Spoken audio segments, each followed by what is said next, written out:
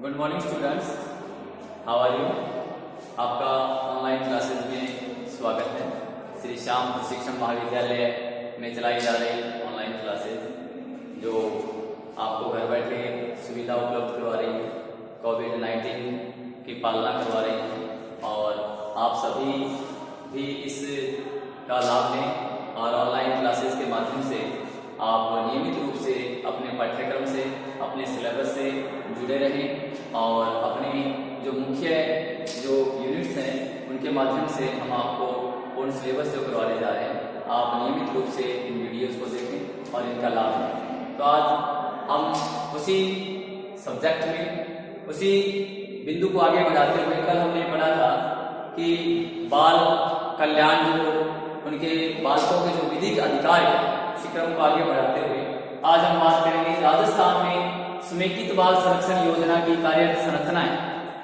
राजस्थान में बालकों के संबंध में जो उनके संरक्षण में जो योजनाएं कार्य कर रही हैं उनकी संरचना क्या है, उनका निर्माण किस प्रकार से किया गया है, वो बालकों के लिए किस प्रकार लाभदायी है और बालक उन संरक्षण योजनाओं से किस प्रकार अपना जो संरक्षण कर सकते हैं, अपना बचपन बचा सकते हैं। तो बच्चा जो राज्य और देश की एक अमूल्य धरोहर होती है और इस बालक को जो राज्य और देश के लिए महत्वपूर्ण है उसका हमें संरक्षण करना अति आवश्यक हो जाता है। तो राज्य सरकार और केंद्र सरकार द्वारा कुछ योजनाएं चलाई जा रही है जो बाल संरक्षण से संबंधित है। तो पहली हम योजना की बात करें, नंबर 1 बाल कल्याण योजना। बाल कल्याण समिति जो बालकों को संरक्षण प्रदान करती है, बाल कल्याण समिति। बाल कल्याण समिति, इस समिति की जो स्थापना किशोर न्याय अधिनियम 2000 के तहत की गई एवं संशोधित अधिनियम 2006 की धारा 29 में सुनिश्चित की गई है।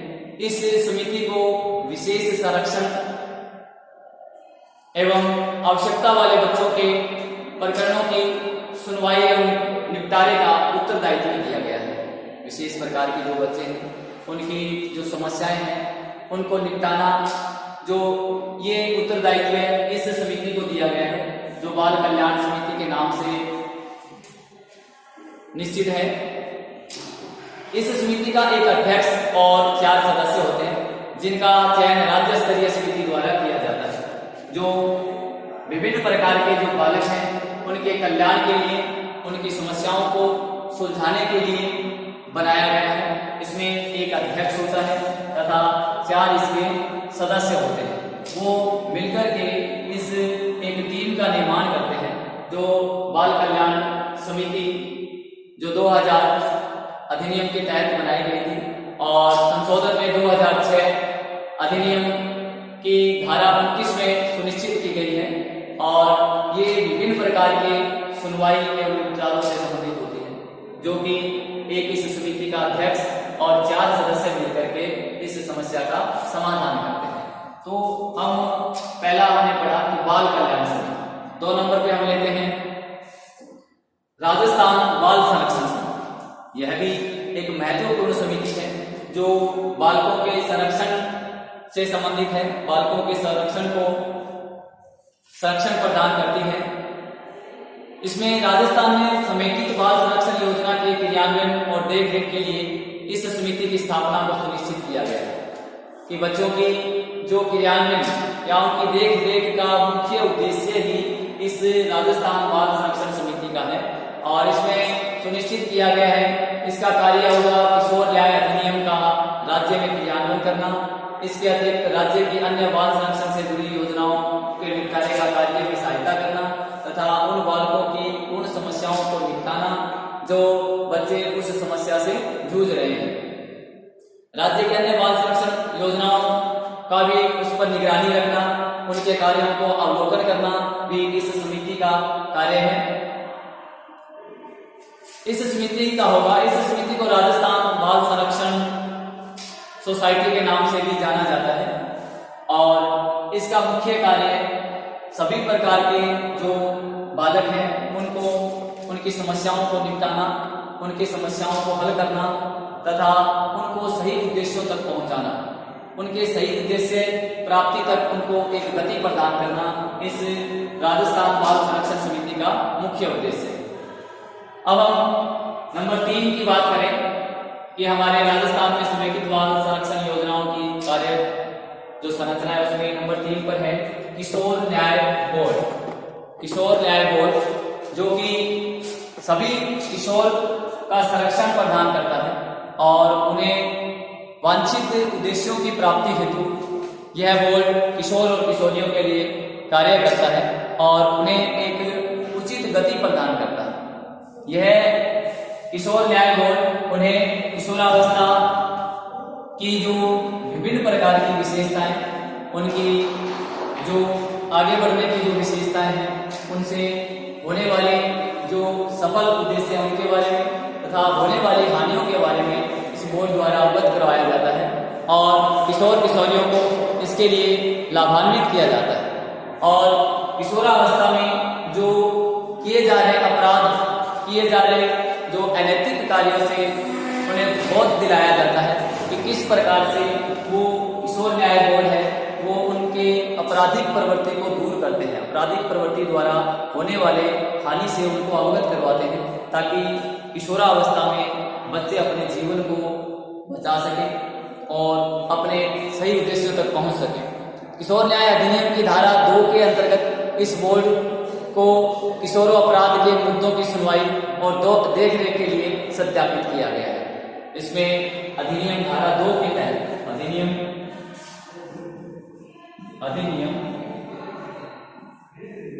धारा 2 के तहत यह दायित्व दिया गया है कि वो इसकी देखरेख करें और किशोर अपराध के जो मुद्दे हैं, किशोरों द्वारा जो किए जा रहे अपराध कुकृत्य हैं, उनको निपटाएं तथा उनको सद्बुद्धि का रास्ता दिखलाएं तथा उनके लिए जो अधिनियम धारा 2 में उपबंध जो बने हुए हैं, जो किए जा रहे अपराध हैं, उनकी पूर्णतः जो नियमों की पालना की जाए, उनके लिए बनाए गए जो नियम कानून कायदों का सख्ती से पालन करवाया जाता है। तो ये था किशोर न्याय बोर्ड। इसके बाद में चौथा है हमारा राज्य परियोजना सहायता इकाई। राज्य परियोजना सहायता इकाई, स्टेट प्रोजेक्ट सपोर्ट यूनिट जिसको बोलते हैं, कि यह राज्य को केंद्र सरकार द्वारा एक हेल्प प्रोवाइड करवाई जाती है। इसमें हम बात करें चाहते राज्य परियोजना सहायता इकाई कि केंद्र सरकार द्वारा राज्य को इस परियोजना में कुछ हेल्प दी जाती है जिससे कि वो अपने बाल संरक्षण समिति के उद्देश्यों में आगे बढ़ सके। राज्य की यह इकाई केंद्र सरकार की योजना का ही एक भाग होती है जिसे हम राज्य परियोजना सहायता इकाई के नाम से जानते हैं। केंद्र सरकार की सहायता के द्वारा राजस्थान में इस प्रकार की संरचना कार्यरत है। अन्य राज्यों में भी इस इकाई की स्थापना का उद्देश्य रखा गया है। इस इकाई का उद्देश्य भी बच्चों के संरक्षण पर ध्यान देना है, बच्चों के संरक्षण तथा उनके पालन पोषण को उचित बनाना ही उसका मूल उद्देश्य होता है। तो इस प्रकार से राज्य परियोजना सहायता इकाई को एक अनुदान भी केंद्र सरकार द्वारा जो मिलता है वो भी उससे उनका जो संरक्षण में लगाती है जिससे कि उनका सही विकास हो सके। उसके बाद में हम जिला बाल संरक्षण इकाई की बात करें। 5वां जिला बाल संरक्षण इकाई, ये प्रत्येक जिले में बालकों के संरक्षण हेतु, उनके प्रोटेक्शन हेतु एक समिति बनाई जाती है, एक यूनिट बनाई जाती है जो बालकों का संरक्षण करती है, उनका प्रोटेक्शन करती है, उनके अधिकारों से उन्हें अवगत कराती है। और राज्य की यह संरचना प्रत्येक जिले में कार्य करने के लिए सुनिश्चित की जाती है। प्रत्येक जिले में इसकी इकाई स्थापित की जाती है तथा प्रशासनिक इकाई के रूप में मुख्य जिलाधीश जो होते हैं उनको इसका अध्यक्ष बनाया जाता है। उनकी देखरेख में, उनके नेतृत्व में बाल संरक्षण के जितने भी कार्य हैं वो करवाए जाते हैं। राज्य के प्रत्येक जनपद में इस इकाई का कार्य है बालकों के संरक्षण के लिए विभिन्न उपायों एवं योजनाओं का क्रियान्वयन करना इस इकाई का अध्यक्ष, जिला बाल संरक्षण अधिकारी तथा प्रत्येक जिले में इस पर नियंत्रण के लिए जिलाधीश की भूमिका को निर्धारित किया गया है। इन सभी कार्य संरचनाओं के अतिरिक्त राज्य में अनेक योजनाएं भी कार्यरत है जो बच्चों के संरक्षण की दिशा में कार्य कर रही है। आश्रयहीन बालकों के लिए आवास की सुविधा प्रदान करती है। जिन बच्चों को आवास की सुविधा नहीं है, रहने का नहीं है, उनके लिए आवास की तथा जिनको भोजन नहीं है उनको भोजन की व्यवस्था भी उपलब्ध करवाई जाती है। जैसे अपने रेल बसेरा नाम से, या फिर यूँ कहें कि रेल बसेरा में उनको निःशुल्क भोजन तथा उनको रहने की व्यवस्था दी जाती है। उन बालकों को अपनी मुख्य धारा से जोड़े रखने के लिए आश्रयहीन बालकों के लिए आवास की व्यवस्था, अनाथ बच्चों को गोद देने की व्यवस्था, प्रवर्तकता कार्यक्रम, पुनर्वास संबंधी व्यवस्था, बच्चों के स्वास्थ्य की देखभाल, पालन पोषण, संप्रेषण गृह, बाल गृह आदि कई संरचनाएं राज्यों में बालकों के संरक्षण और उनकी देखभाल के लिए कार्यरत है। तो ये विभिन्न प्रकार की जो संस्थाएं हैं जो बालकों को संरक्षण प्रदान करती हैं और बालकों के हित में जो कार्य करती है, निश्चित तौर पर हमारे राजस्थान में समेकित बाल संरक्षण योजनाओं की जो संरचनाएं हैं बहुत ही गहरी नींव है इनकी, जो कि एक बाल संरक्षण का कार्य जो करती है, बालकों को सही गति प्रदान करती है और बालकों को अपने हक अधिकारों और उनके जिम्मेदारियों से भी अवगत करवाती है। तो निश्चित तौर पर वे अनाथ आश्रयहीन बालक इन समितियों के माध्यम से अपने बाल जीवन को, अपने बाल संरक्षण को सुधार सकते हैं और इन समितियों के माध्यम से वो अपने जीवन को उत्तम बना सकते हैं। तो निश्चित तौर पर हमारे राज्य सरकार, केंद्र सरकार इन पर कार्य कर रही है। बहुत ज्यादा बजट जो है इन संस्थाओं को दिया जाता है ताकि बाल संरक्षण के रूप में बालकों का पालन पोषण किया जा सके, बालकों का संरक्षण हो सके। तो इस प्रकार की संस्थाएं भी बहुत महत्वपूर्ण होती है। अब हम बात करें कि राजस्थान में ये जो संरक्षण योजनाएं जो चल रही है उनका उद्देश्य क्या है। राजस्थान में समेकित बाल संरक्षण योजना के उद्देश्य, समेकित बाल संरक्षण योजना के उद्देश्यों की बात करें, राजस्थान में समेकित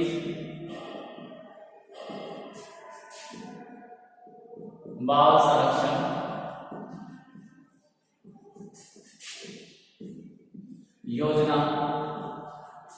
योजनाओं के उद्देश्य क्या है?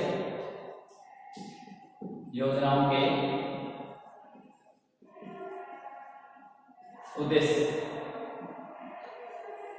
निश्चित तौर पर इन योजनाओं के उद्देश्य बालकों के संरक्षण से जुड़े होते हैं और इनके उद्देश्य में बताया गया है कि बहुत से उद्देश्य हैं जो बालकों की सुरक्षा करते हैं और हम उन्हीं एक एक बिंदुओं का अध्ययन अब करेंगे कि राजस्थान में राज्य सरकार एवं स्वयंसेवी संस्थाओं द्वारा बाल अधिकारों के संरक्षण हेतु बहुत से उद्देश्य निर्धारित किए गए हैं, बहुत से उद्देश्य जो बताए गए हैं जिनके आधार पर बालक अपने अधिकारों का उपयोग करते हुए सर्वांगीण विकास के मार्ग को प्रशस्त कर सकता है। इसी कड़ी में हम अपने एक एक उद्देश्यों की चर्चा करें कि राजस्थान में पहला उद्देश्य क्या है। बाल संरक्षण योजनाओं का पहला उद्देश्य है शोषण से संरक्षण का। नंबर 1, शोषण से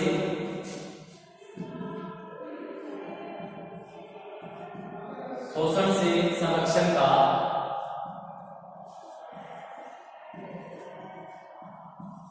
उद्देश्य। शोषण कह सकते हैं कि एक प्रकार का ऐसा कार्य जो विकट परिस्थितियों में मजबूरन किसी बालक से करवाया जाता है, जिसकी एवज में उसको प्रॉपर मजदूरी भी नहीं दी जाती है और उसका शोषण किया जाता है। तो इस प्रकार का जो उद्देश्य है उससे इन समितियों का, इन योजनाओं का उद्देश्य है कि बालक का कम से कम शोषण हो और उस शोषण जो हो रहा है उसका संरक्षण किया जाए, शोषण न हो। सामान्य रूप से शोषण से संरक्षण का उद्देश्य प्रत्येक राज्य सरकार का, केंद्र सरकार का होता है कि हमारे जो शोषण संरक्षण का उद्देश्य मूल है, हम किसी भी बालक का शोषण नहीं होने दें, ये हमारी राज्य सरकार और केंद्र सरकार का मूल उद्देश्य होता है। राजस्थान सरकार एवं स्वयंसेवी संस्थाओं का भी यही उद्देश्य होता है कि बाल शोषण से संबंधित घटनाओं पर रोक लगाने का प्रयास ज्यादा से ज्यादा किया जाए। बाल शोषण की जो घटनाएं हैं उनका निश्चित समय पर अवलोकन किया जाए तथा इन शोषण को रोका जाए। इसके साथ ही कई बाल शोषण की घटना दृष्टिगोचर होती है तो शोषण करने के विरुद्ध कार्रवाई की जाए। जिस प्रकार से ईंट भट्टों में कार्य करने वाले बालक, तो उनका अवलोकन किया जाए, उनको जांचा जाए तथा उस मालिक के प्रति कार्रवाई की जाए ताकि आगामी चरणों में वो इस प्रकार की गलती ना करें, ताकि वो बच्चों के लिए हानिकारक है। इसके साथ साथ बालकों को भी जागरूक बनाया जाता है जिससे उनको अपने अधिकारों का ज्ञान हो सके तथा वे स्वयं शोषण के विरुद्ध आवाज उठा सके। इस प्रकार से ये समितियां जो कार्य करती हैं वो अपने बच्चों को भी जागरूक करती है कि आपको ये अधिकार है, आप इस प्रकार के अधिकारों के माध्यम से आप अपने उस शोषण से अपना संरक्षण कर सकते हैं। उनके लिए उनको जागरूक किया जाता है, उनको समझाया जाता है ताकि उनका शोषण न हो। दूसरी इन समितियों का जो दूसरा उद्देश्य है भेदभाव से संरक्षण का उद्देश्य। नंबर 3, अगला जो है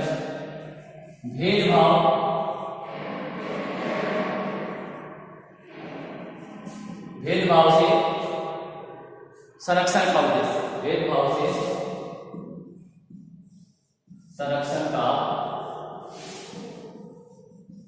उद्देश्य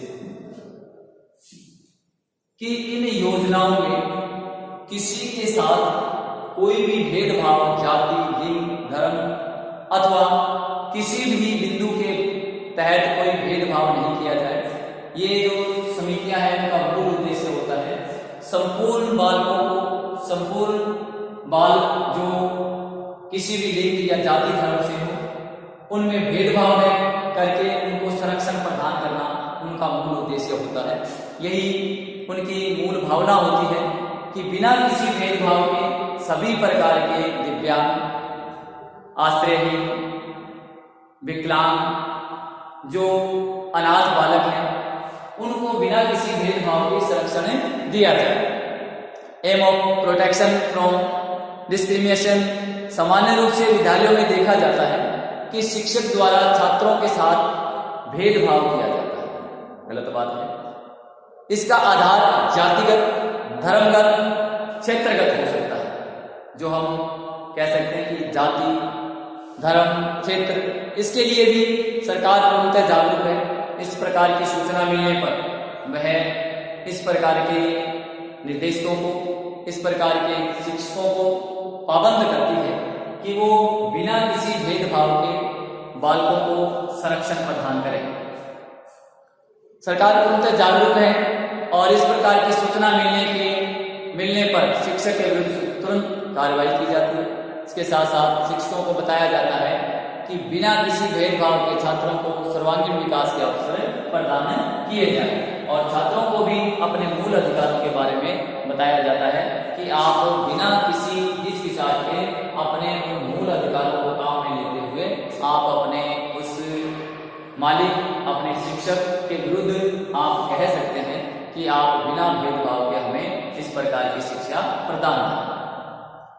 या यूं कहें कि इस प्रकार की भेदभावपूर्ण जो नीति है, या यूं कहें किसी भी धार्मिक तथ्य में, जातिगत तथ्यों में अगर पाई जाती है तो उनके विरुद्ध तुरंत कार्रवाई की जाए या उनको अवगत करवाया जाए कि आगामी इस प्रकार की घटना होने पर आपको इस प्रकार का पुनिशमेंट दिया जाएगा।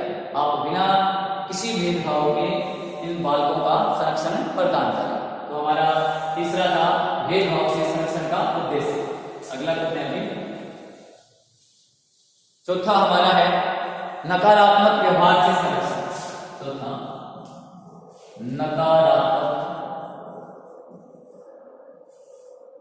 नकारात्मक जो व्यवहार से, नकारात्मक व्यवहार से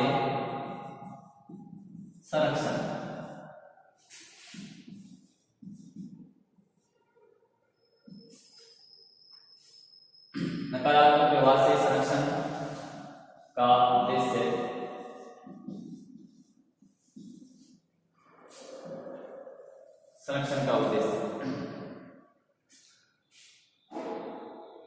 बाल संरक्षण योजनाओं का चौथा उद्देश्य, मूल उद्देश्य ये होता है कि नकारात्मक व्यवहार से संरक्षण का उद्देश्य बालकों के साथ किसी भी नकारात्मक व्यवहार का संरक्षण राज्य सरकार अथवा इन योजनाओं या इन समितियों द्वारा किया जाता है कि किसी भी बालक के साथ नकारात्मक व्यवहार नहीं किया जाए।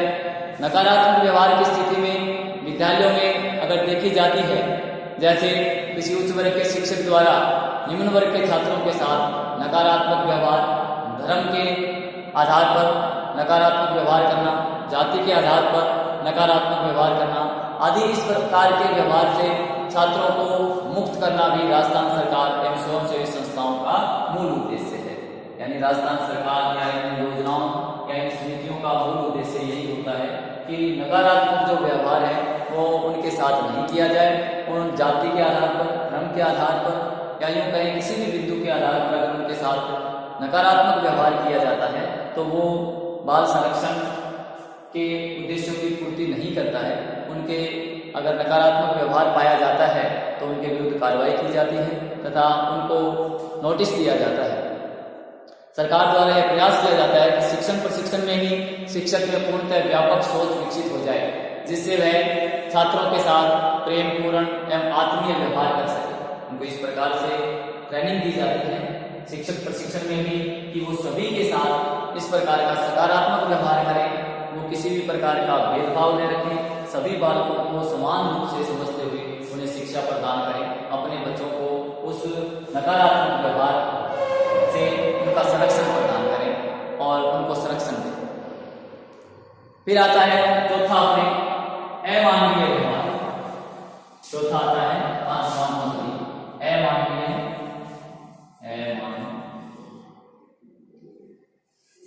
अमानवीय चौथा आता है अपने अमानवीय व्यवहार से संरक्षण।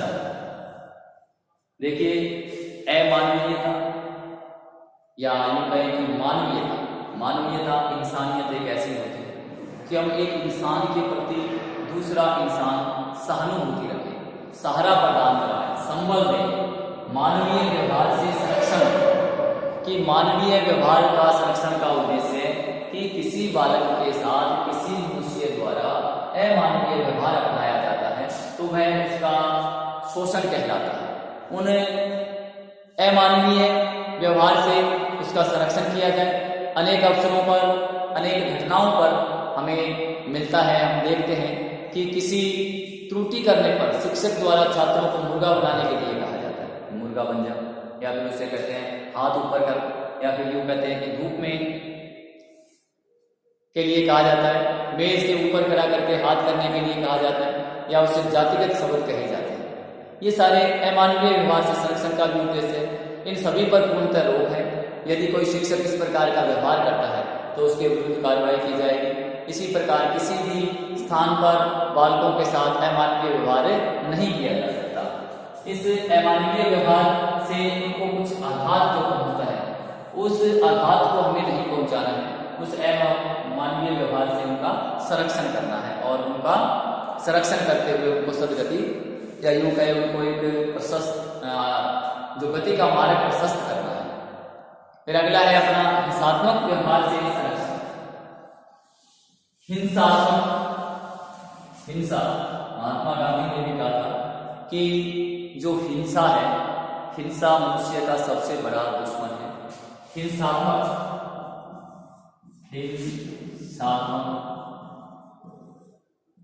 व्यवहार से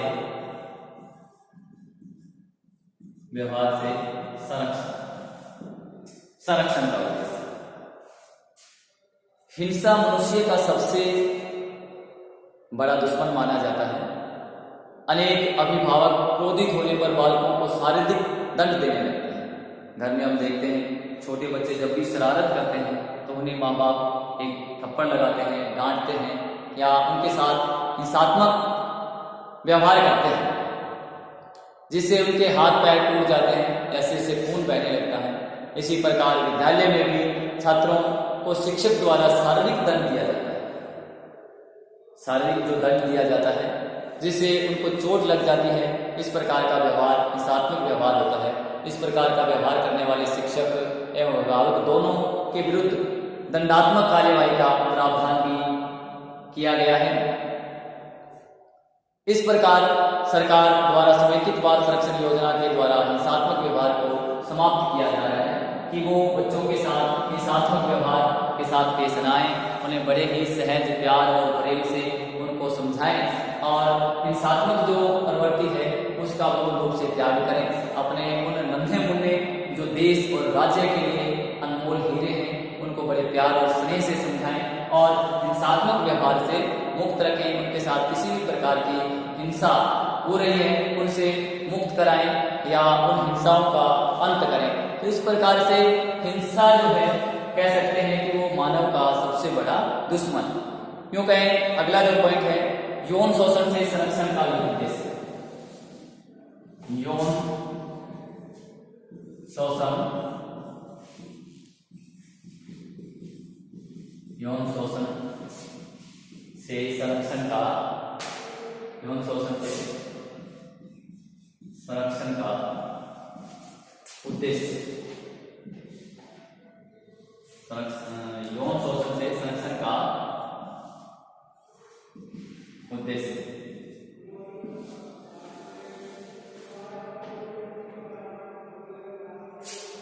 समाज में अनेक प्रकार की घटनाएं बालकों के यौन शोषण से संबंधित मिलती हैं। आजकल हम पत्र पत्रिकाओं में पढ़ते हैं कि विभिन्न प्रकार की जो घटनाएं हमें समाचार पत्रों में आती है कि ये यौन शोषण से संबंधित जो घटनाएं हैं, उन यौन शोषण की जो समस्याएं समाज में अधिक से अधिक जो फैल रही है उनके के ऊपर कड़ी से कड़ी कार्रवाई की जाए तथा उन यौन शोषण से उन बालकों का संरक्षण किया जाए तथा उनको जागरूक किया जाए कि आपको विधिक अधिकार भी प्राप्त है। यौन शोषण से संबंधित विभिन्न प्रकार की जो घटनाएं हमें सुनने को मिलती है जिनमें विद्यालय के शिक्षक भी लिप्त पाए जाते हैं। सरकार विद्यालय में ऐसे शिक्षकों और समाज में ऐसे व्यक्तियों के विरुद्ध दंडात्मक कार्रवाई करे, चाहे वो समाज में हो, घर में हो, स्कूल में हो या किसी भी प्रकार का व्यक्ति हो। इस प्रकार के व्यक्ति का सामाजिक बहिष्कार करें और उसे कड़ी से कड़ी सजा दिलाएं। अनेक प्रकार के कानून जो बने हुए हैं जिनसे गंदा स्पर्श, गंदी भावनाओं के साथ व्यवहार, संकेत आदि पूर्णतः प्रतिबंध किए जा सकते हैं, प्रतिबंध किए गए तथा बालक एवं बालिकाओं के कोमल मन पर इस प्रकार के दुर्व्यवहार का त्रुटिपूर्ण व्यवहार न हो। इस प्रकार की समाज में ये सामाजिक बुराई है, उन बुराइयों से उनका संरक्षण हम करें और यौन शोषण जो बहुत बड़ी समाज में बुराई है उनका कड़ी से कड़ी कार्रवाई कर उनके विरुद्ध समाप्त किया जा सके। और अगला हमारा है बाल व्यापार से संरक्षण का उद्देश्य। बाल व्यापार, बाल व्यापार से संरक्षण का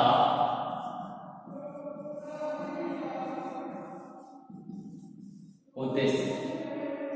बाल व्यापार से संरक्षण मूल रूप से उन बच्चों को ढाल बना दिया जाता है।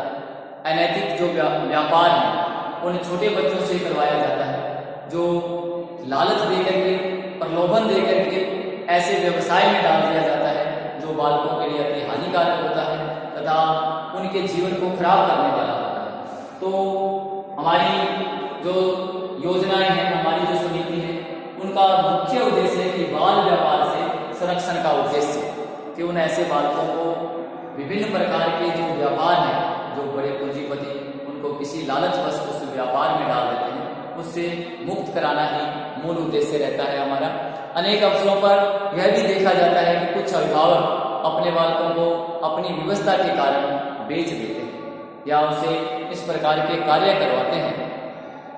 दूसरे व्यक्ति उन बालकों को विविध प्रकार के कार्यों में लगा देते हैं तथा उनका जीवन पूर्णतः अंधकार में हो जाता है। देखिए ऐसे माँ बाप किसी विवशता के कारण उस बच्चे को दूसरी संस्था या किसी व्यक्ति विशेष को बेच देते हैं और वो व्यक्ति उसे इस प्रकार के प्रतिबंधित जो कार्य करवाता है, तो इस प्रकार से उस बालक का जो जीवन है वो अंधकार में हो जाता है। और इन योजनाओं का उद्देश्य है कि ऐसे बालकों को उस अंधकार में जीवन से मुक्त करवाना, अंधकार जो जीवन है उससे मुक्ति करवाएं और उनका संरक्षण करें। दूसरे व्यक्ति उनको विविध प्रकार के कार्यों में लगा देते हैं तथा उनका जीवन पूर्णतः अंधकार में उनका जीवन समाप्त जैसा हो जाता है। इस प्रकार के अभिभावक एवं संरक्षकों के विरुद्ध भी राजस्थान सरकार द्वारा दंडात्मक कार्रवाई की जाती है।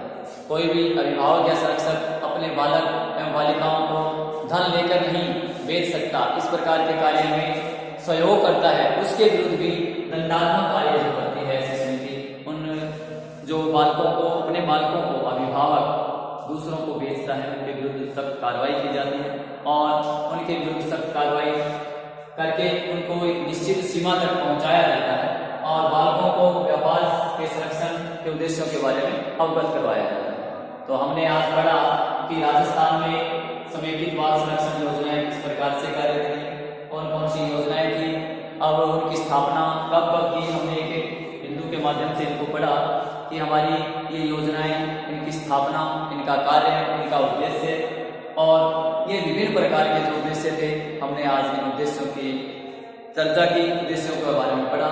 Thank you very much.